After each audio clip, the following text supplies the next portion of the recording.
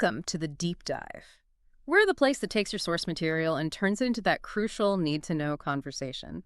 Today, we're basically strapping ourselves into the Aston Martin DB5 for a deep dive into the 2012 blockbuster, Skyfall. Yeah, a big one. Definitely. And this wasn't just another entry, was it? It was, the 23rd film? 23rd, yeah. And it was trying to mark that massive 50th anniversary milestone, going all the way back to Dr. No. 50 years. The pressure must have been immense. Right. It wasn't just about making a good film. It felt like it was about honoring half a century of legacy and, kind of rescuing the whole operation at the same time. Mm-hmm. So our mission today is to unpack that wild financial drama happening behind the scenes, the terror that really shaped the movie. We'll look at how it managed to deliver that fan service and also analyze the core transformation that, cemented this film as a great addition to the series, even if maybe not the ultimate Bond film for everyone. Okay, let's get into this because the backstory is, it's genuinely seismic. I mean, think about it. Daniel Craig's first two films, Casino Royale and Quantum of Solace. Huge hits financially. Enormous successes, right? Right. But despite that, the studio behind it all, the historic MGM, it just hit this monumental roadblock. And we can't just gloss over this. MGM filed for bankruptcy in 2010. Yeah. That's not like a minor budget issue. It's a collapse. It absolutely is. And it immediately slammed the brakes on production. Bond was effectively dead in the water for a bit there. For about a year, yeah. Creatively shelved. The whole financial picture was so dire, it almost kind of demolished the foundation they just rebuilt with Casino Royale. Wow. So when production finally got going again in 2011, the stakes were just incredibly high. This 50th anniversary movie, it didn't just need to be good, critically acclaimed. It needed to make money. It needed to be a global financial phenomenon to literally stabilize the company. So that crisis, funnily enough, is kind of what forced the creative team to look both forwards and backwards, ensuring they delivered a massive, iconic hit. That context, that sort of pressure cooker environment, it really explains why the movie had to hit the ground running, which it certainly does. We open in Turkey. Bond is straight into this frantic chase. After Patrice, the French mercenary. Right. But the source material, it stresses the importance of this chase beyond just being a flashy opener, doesn't it? Why? Well, because the object of the chase, that stolen hard drive. With the agent list. Exactly. Details of undercover NATO agents. It's crucial. It's not just about getting data back. It represents this complete failure of MI6's old way of doing things, relying on human intelligence, facing this new digital threat. It frames M's vulnerability right from the start. Okay, and here's where it gets, for me, really interesting. It sets up the film's whole emotional pivot. Bond and Patrice are fighting. Where is it? On top of a train. A speeding train, yeah. And M, Judi Dench, orders the other agent, Eve, Naomi Harris, to take the bloody shot. And Eve misses Patrice, but hits Bond. Sends him tumbling into that watery grave, as they put it. It's just this moment of supreme command failure. And the fallout is immediate. Yeah. It's severe. The consequences land right on M's desk. Bond's presumed dead. The hard drive's gone. So she's instantly under massive political pressure to retire. Huge pressure. She gets called in for that meeting with Gareth Mallory. Ralph Fiennes, yeah. Chairman of the Intelligence and Security Committee. And that failure in Turkey, it doesn't just cost her an agent. It costs M her political stability, her authority. AFI.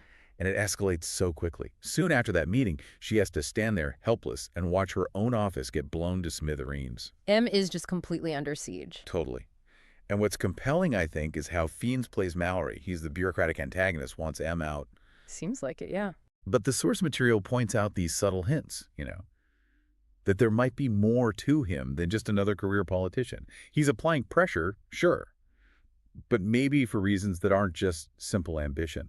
Okay, so if the failure of that gritty, modern approach, the chase, the lost drive, Bond dying, caused this whole crisis, how does the story stabilize itself? Because this feels like where we shift into that second big theme you mentioned, trying to win back the longtime fans. That's the brilliant strategic pivot.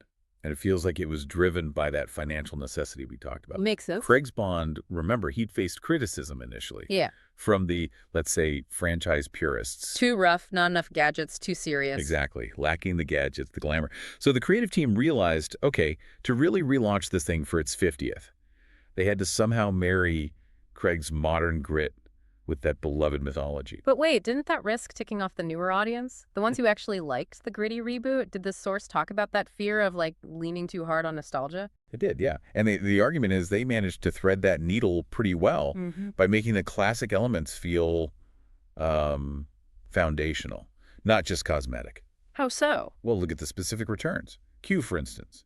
Ben Whishaw plays him. Great casting. Fantastic. He isn't just a replacement for the past Qs. He's presented as an upgrade. He's younger, represents that digital threat Silva uses, but he slots into the role, the one held by John Cleese and, of course, famously by Desmond Llewellyn.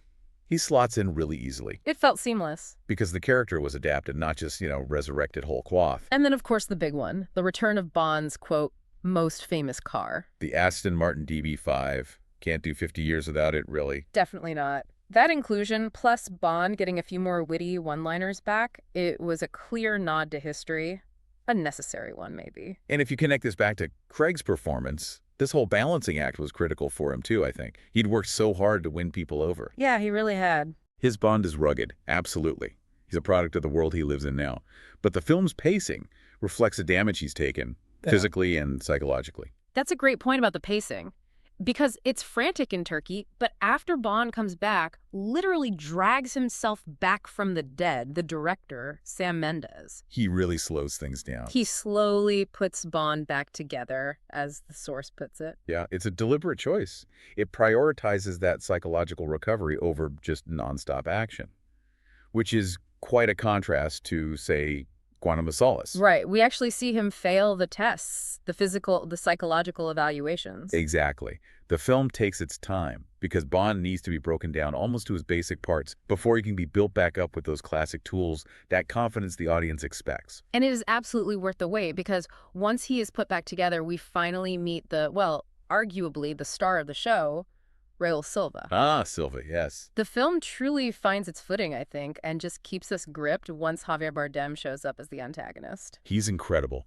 And Silva isn't motivated by, world domination or the usual Bond villain stuff. His motivation is deeply personal. Right, it's a deep personal grudge against M, which totally shifts the conflict. It's not global espionage anymore. It becomes this domestic, almost emotional terrorism. And what's fascinating is how complex the villain feels. Silva is described as, what? Psychotic, vicious. He's even playful. Yes, playful. And Bardem just excels. He genuinely looks like he's having the time of his life. He really leans into the theatricality of it all. He does. That playful side, combined with the really deep vendetta underneath, it lifts the performance way beyond just a standard action movie bad guy. Did the source give any insight into what might have informed that portrayal? Where did that come from? It did mention one comparison, actually. It says it's difficult not to draw comparisons to Heath Ledger's Joker. Ah, okay. Interesting. Specifically thinking about Silva's really elaborate, methodical plan. He's not relying on brute force or, controlling some giant space laser. He's executing this calculated, years-in-the-making act of personal vengeance. It's designed purely to expose M, to hurt M. He uses technology as a weapon of exposure, not mass destruction. And this whole personal vendetta, it throws the spotlight right back onto M, doesn't it? It completes that emotional arc that started with the failure in Turkey. We saw her under political siege, but now she's under personal attack from this ghost from her past, someone she abandoned. And this is where Judi Dench's performance just completely grounds the film. She's always been reliable as that stone-cold M. Absolutely. But in this film, we finally see that mask crack a little. Her emotions start to betray her. There was that fantastic analogy in the source material. Oh, yeah. Suggesting Dench plays M in a way that Margaret Thatcher would be scared to spill her pint. Uh-huh. Yes. That says it all, doesn't it? It really does. It captures her presence perfectly. It suggests M isn't just a bureaucrat.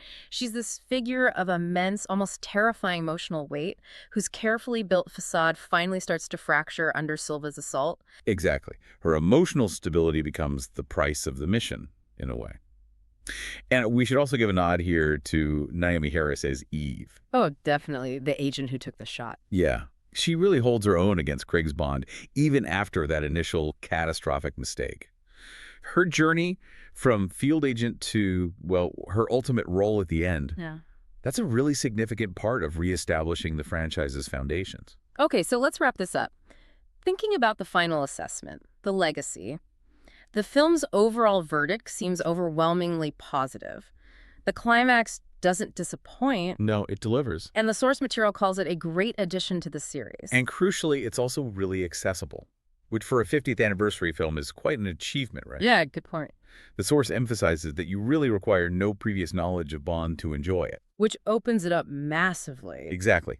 Although, obviously, fans who have stuck with this series, they'll appreciate all those meticulous little references to the past half-century. So bottom line. Unequivocally, highly recommended. Okay, so if the verdict is that positive, why do our sources kind of suggest it isn't the undisputed peak? You know, the question, is Skyfall the best Bond yet? Yeah, if we connect this to the bigger picture, Mm.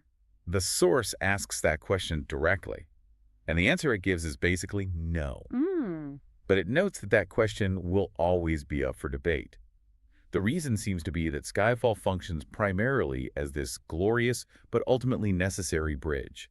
It just had too much heavy lifting to do setting the franchise straight again. What specifically makes it feel more like a setup than, say, the grand finale of the Craig era up to that point? I think it's the sheer volume of personnel changes and all the character establishment going on. You've got the death of Judi Dench's M. Which provides that emotional closure for her era. Precisely. Then you have the official introduction of Ralph Fiennes as the new M, the establishment of Ben Whishaw as the ongoing Q, and Naomi Harris's Eve transforming into the new Moneypenny. Right, all those pieces falling into place. Exactly. Skyfall effectively spends its back half killing off the past, relaying the foundations, and giving Bond a new traditional home base. It's like a necessary funeral and a relaunch all rolled into one. So the ending hints that the next film... Strongly hints, yeah, that the next installment, the one built on this now sturdy traditional foundation they've just laid, that will be the film that maybe everyone thought this 50th anniversary one was going to be. That raises a really important question then for you, the listener, to think about.